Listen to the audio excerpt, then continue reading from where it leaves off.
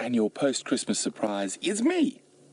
No, I'm only joking, of course, but I'm very excited because I'm with two of my favorite creatures here in the Northern Sabi Sands. It's my favorite female leopard. And she's up in the tree, and she's just moved out of sight slightly. We will move again shortly.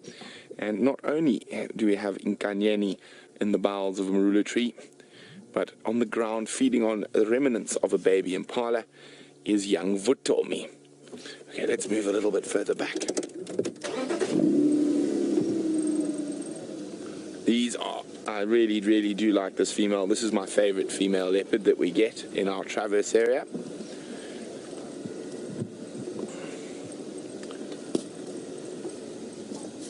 She is quite stunning. Oh, look at her.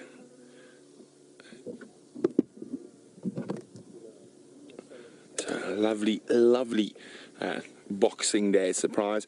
And it seems like just because we didn't go out on Christmas, all the lion and leopard are popping out for us today.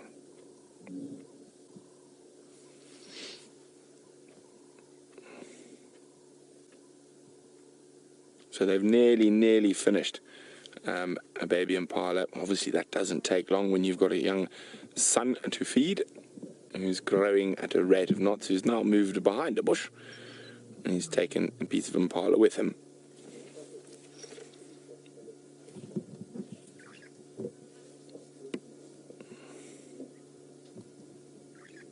Remember, this is live from the African bush.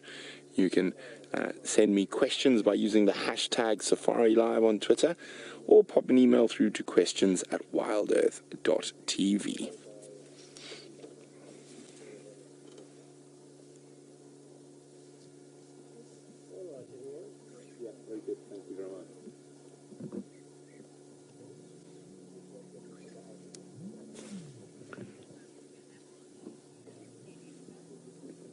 Now, I know a lot of you are also very excited to see Inkanyeni and Vutomi.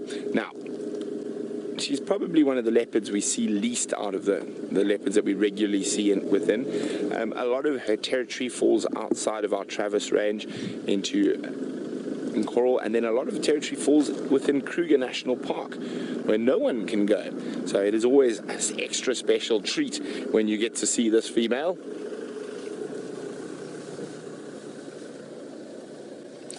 And Vutomi and I have had some fantastic sightings of her. Once down on the southern side of Cheetah Plains when she climbed up a massive termite mound.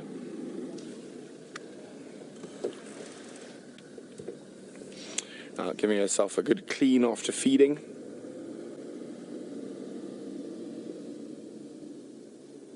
Such elegant creatures.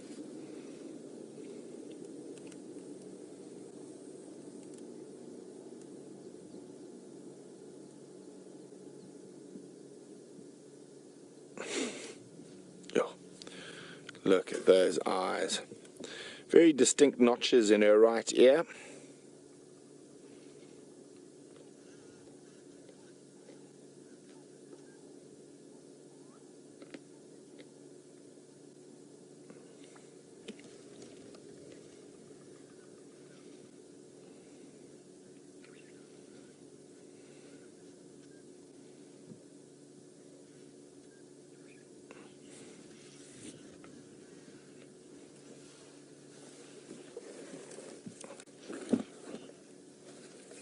Oh, that was...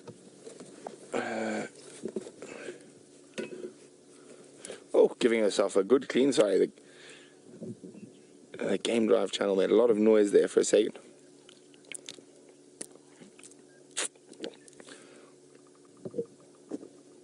Hello, Michelle in New Jersey. And Michelle would like to know if there have been any recent reports of Vutomi's sister. They haven't. We're pretty sure she's dead now. She hasn't been seen in a couple of months, so there's no sign of her at the moment.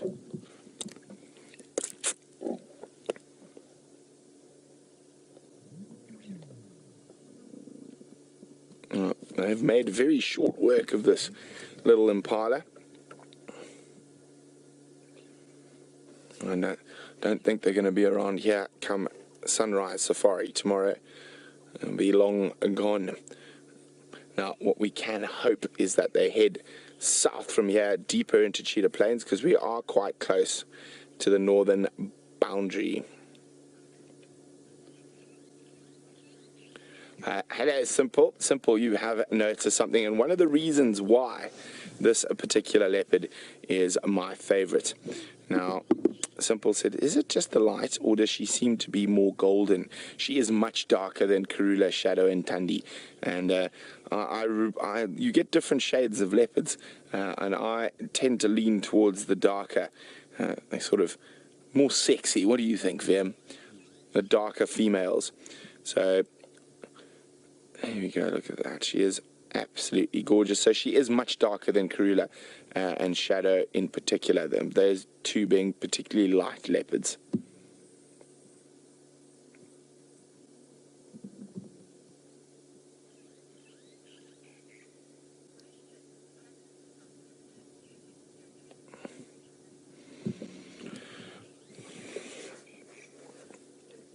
Hello, Tanith in Canada.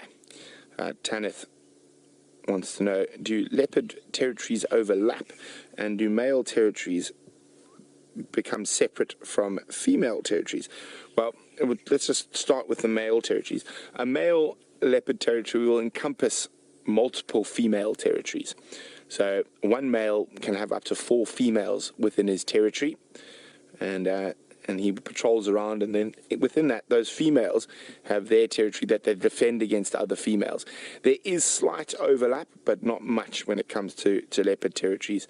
There will be certain areas that overlap quite a bit, but no more than a couple of 100 meters each way.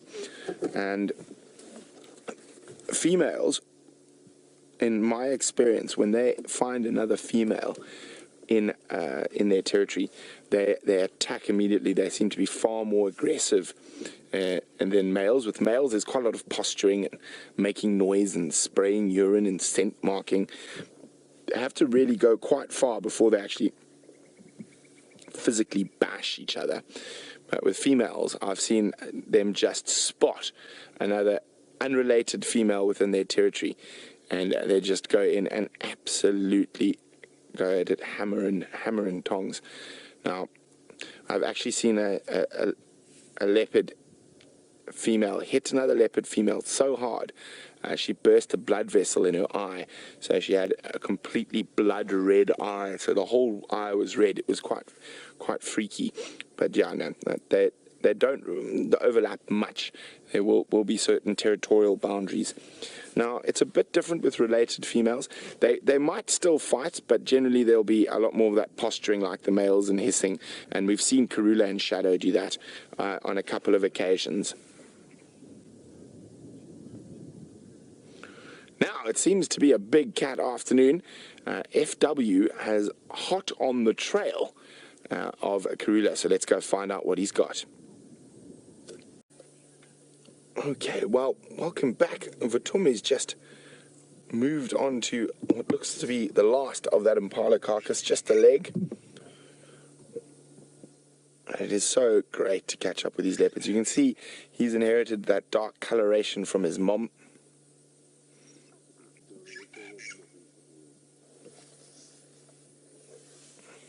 Oh, look at the tail.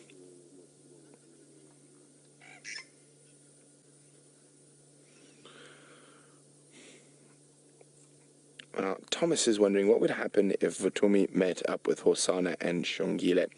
Well, the chances of that at this age are very, very slight. Their territories are a good 10 kilometers apart. But he is a bit bigger. It's difficult to say whether he would, at that age, would they all run, or would he attempt to fight? But if he did fight, he'd probably have the upper hand, as he is a couple of months older than those cubs.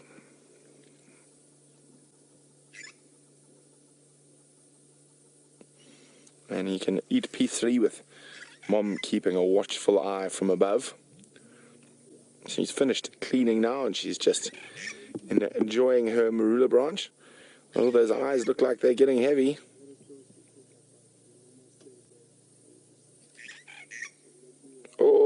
go. Oh. Oh, trying to get comfortable.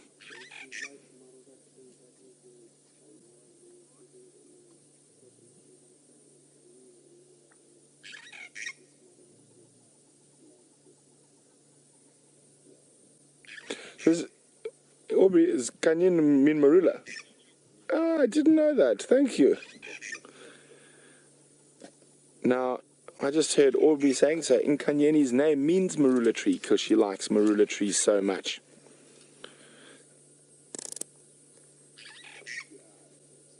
Now, Cassie was wondering what was Inkanyeni's spot pattern. Can you give me a second? I will bring it up for you. Too many photographs, too many photographs. And that weird sound is me rolling the wheel on my camera to get a good photo of her spot pattern.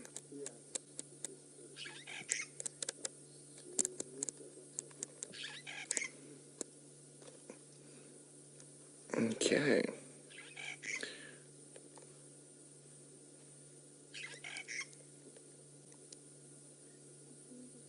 And it looks like she is a 4-3. Her spot pattern. Oh, there we go. She's got her head up. Okay, that should get us a good spot pattern. So, she's got an interesting one. I'm just trying to see if I've got a shot of that one. It looks like there's a very small one on the left. There could be one.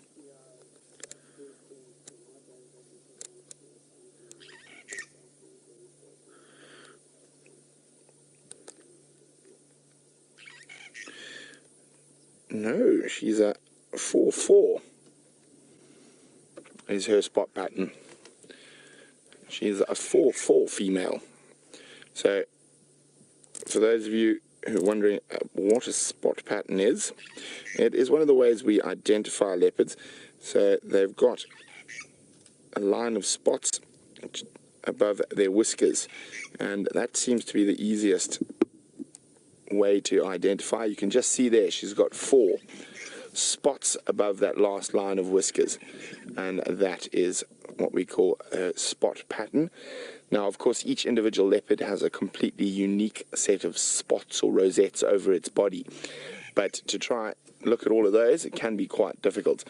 So we generally use that line above the last line of whiskers. Now, there is apparently now new software that is being used, especially with camera traps, that the software can actually match up the spots and identify the different leopards.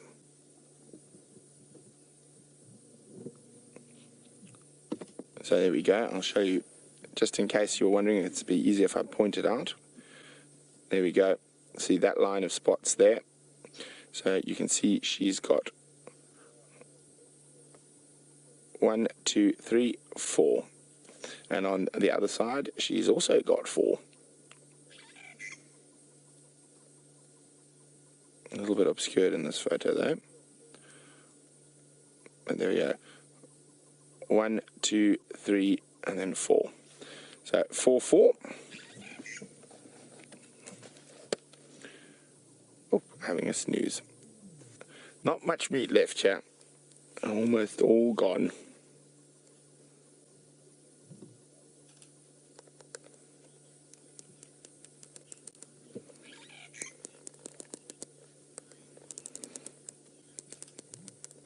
Hello, Cynthia.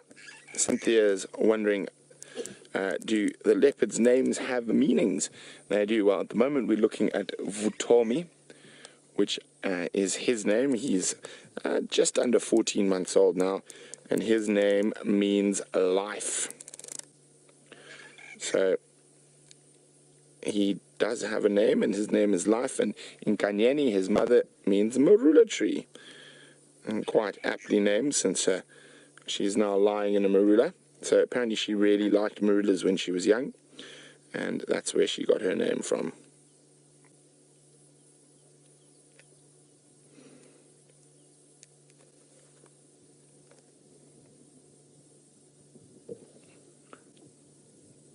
Oh, what has he heard or spotted? Wonderfully curious at this age, young male leopards. Always good fun. They're always up to something.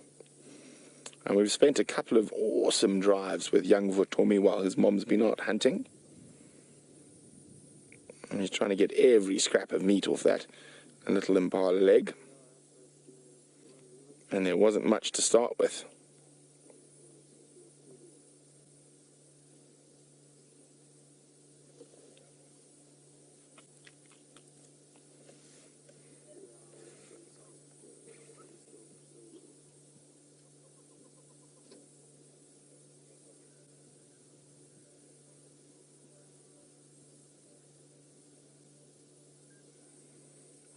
Hungry little chap.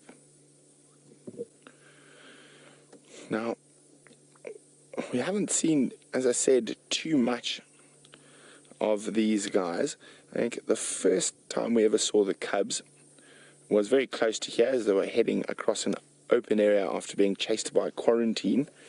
And it was a cloudy morning. And then all of a sudden, we had those rays of light shining down upon them. And very spectacular morning. And then, as I said, a lot of our territory is within Kruger, so we don't see them too often. Although she has been seen, seems to be spending quite a lot of time on Cheetah Plains at the moment.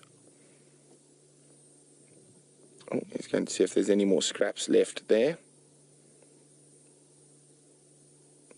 Shame, not much meat left, and he's still hungry.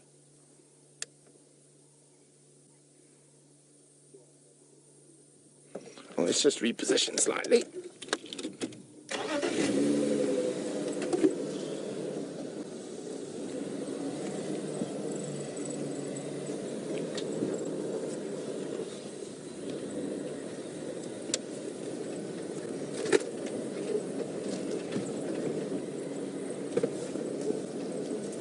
See if we can get a good frontal shot of young Vutomi as he feeds. Oh dear. He's just not in the best spot, is he, Vam? He's got some bushes in the way. Oh, there's a window. Tiny little window through the leaves.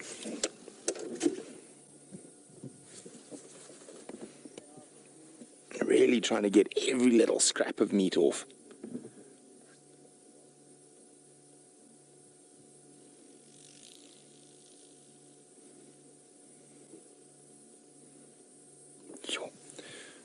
Looking up at Mom. Hey, Mom, I'm still hungry. Go get another impala, please. Please.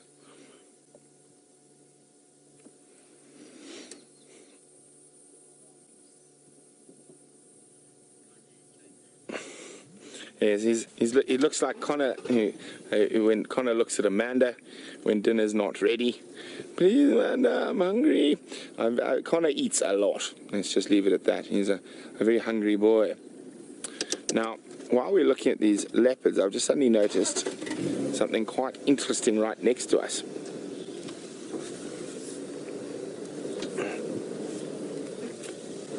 Can you get them, Vim?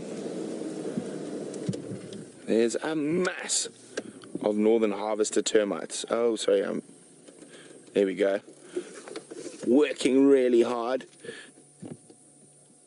Look at the workers dragging bits of stick and grass back. Then you've got the quality control agents who sit at the mouth. And if whatever they have brought is not up to standard, you see it becomes littered around the entrance to the termite colony. Now, you might see some different colored ones. Let's have a look. There we go. There's a little white one. That's a very newborn one. And then there's that orange one. There's a soldier. Oh, dangerous. So the white ones are very young. They're recently born. Now, why these termites are much darker and not all white is because they do forage a lot. See, there's quality control. He's taking that piece out. That's out. Not good enough. Back I go down to make sure there's riffraff. Don't bring us rubbish food. And there we go. And there's a very busy little entrance there. Now, as I said, you can see they're very dark. Now, termites that are dark like that, so those little white ones will become darker. And the reason they get darker is, and they actually have melanin in their skin, and it's so they don't get sunburned. So because they are termites that operate during the daylight hours, scavenging about. So it's very important for them not to get sunburned, and they're very, very cool creatures. Now, northern harvester termites are literally very, very important when it comes to the birds. Now, the majority of our migratory eagle species fly all the way here to feed on northern harvester termites, and particularly of course the flying ants there, the future kings and drones of the termite colony. Well, there's some young soldiers still getting that darker orange color, so they're also recently born. They haven't developed those massive biting jaws yet. Trying to see if we can spot an adult shoulder. One dashed through the shot a little bit earlier, but incredibly busy little bodies. Now, they will take all sorts back, but mostly all cellulose. Okay, let's go back towards those leopards. Now, oh, there we go, there's Inkanyeni still draped across her namesake, the marula tree. Now, James is wondering, do all termite species maintain the temperature of inside the mound, and it's only the fungus-growing termites? James, it's generally only the fungus-growing termites, because they keep that temperature for the optimum temperature for growing the fungus. Sorry, I'm just trying to concentrate. There we go. Hello, Trouble. We decided there's not enough meat left there for you.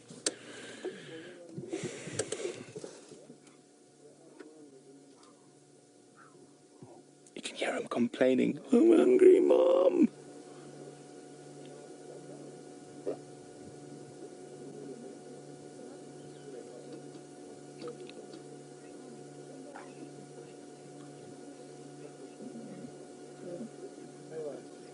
Those little grunts. It's grunting for Mom.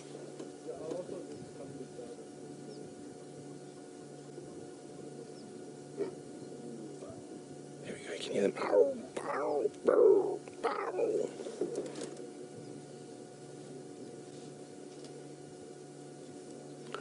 And Mom is ignoring him completely. You can see he's got quite a belly on him. It's not the biggest belly. Where are you off to now, Trouble? Now, I think the best sighting we had of him was not so long ago, and two giant duiker were chasing each other, and they literally nearly ran on top of him. If he had been an adult, he would have caught one, but he looked so absolutely flabbergasted that a free meal almost landed on his head.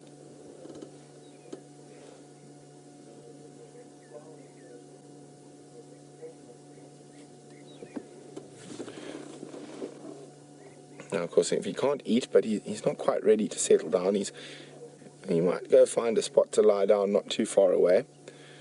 Possibly there's a nice big termite mound in front of us.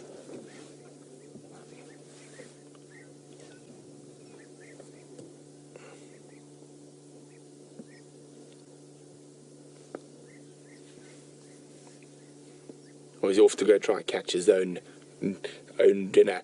This was only afternoon tea.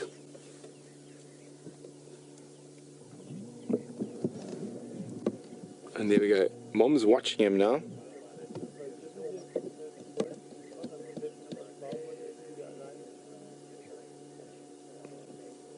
Now, Ginny is wondering whether leopard cubs will soar. I've never heard them soar, Ginny. Oh, it looks like she might come down. There we go. You can hear her calling for him now.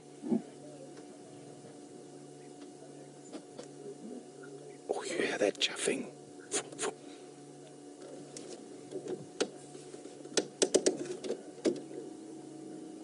I don't want to move, because if she comes down the tree, we're in the ideal spot, even though her head is chopped off. So there we go. There's young Vutomi. Oh no, the calling has brought him back.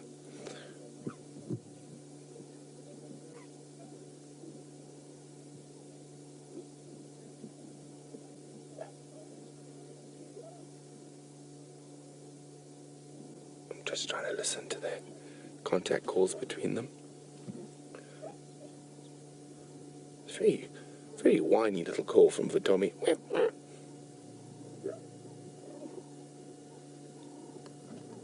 Mom, I'm still hungry.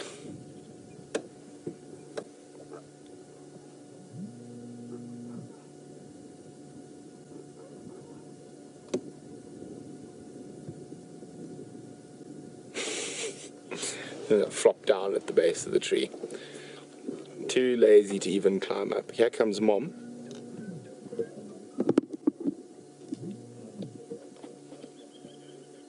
Oh, she went down the wrong way.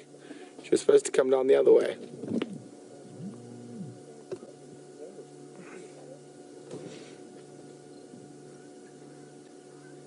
Oh, there we go. Hello, Mom. You can see he's nearly her size. She's a bit bigger than Karula.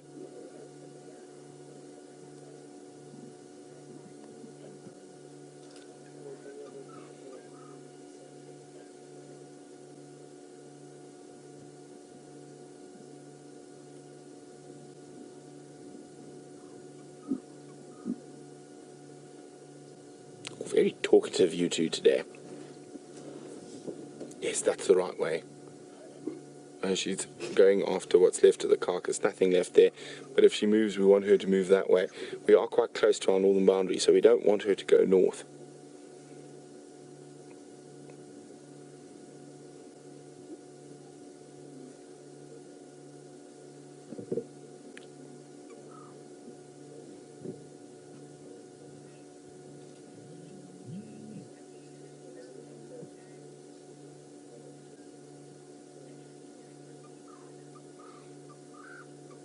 Oh, it looks like she's going to try and make a short work of that.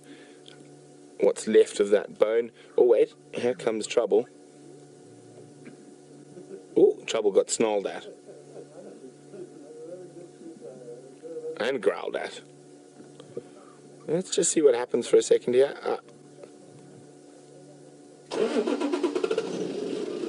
And see now.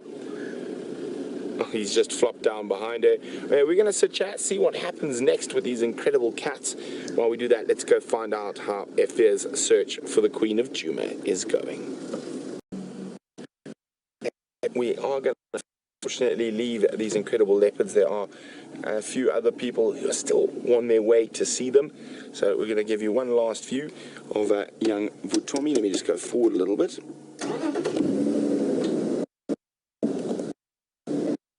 Both of a bit more. There we go, young Vutomi and his mom Inkanyeni, as they munch on the tiny bit of meat that's left around that impala bone. Oh, you're going to get hissed at, young man, you get too close.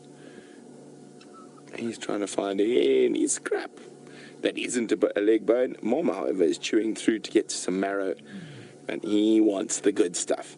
He wants the tenderized fillet. He's no interested in marrow bones.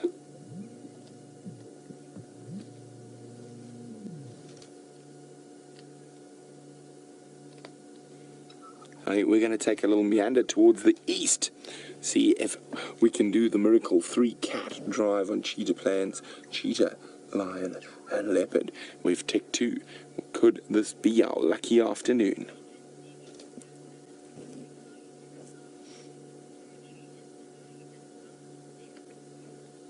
Okay, so we're going to move away from these cats now. While we do that, I'm going to chat about territories. Debbie was wondering, how do you figure out where these cats' territories are? How do you map them out?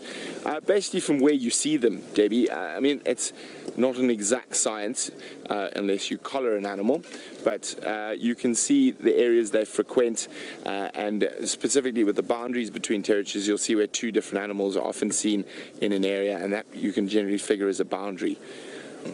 Now, for an animal like Inkanyeni, it's very difficult for us to know a lot of her territory because majority of it is inside the Kruger. So, but for like Karula, we know Karula's territory pretty well. Shadows is a bit up and down at the moment. because she has been pushed a little bit by Salahesh, who's come further to the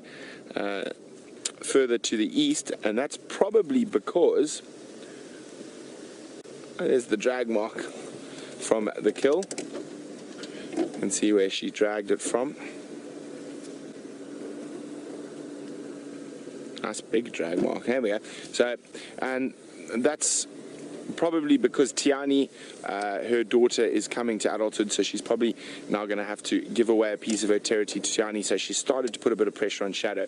Now, we must remember, none of these territories are set in stone. They're constantly in movement, in flux. They're changing, just depending on the different leopards and what's happening at the time.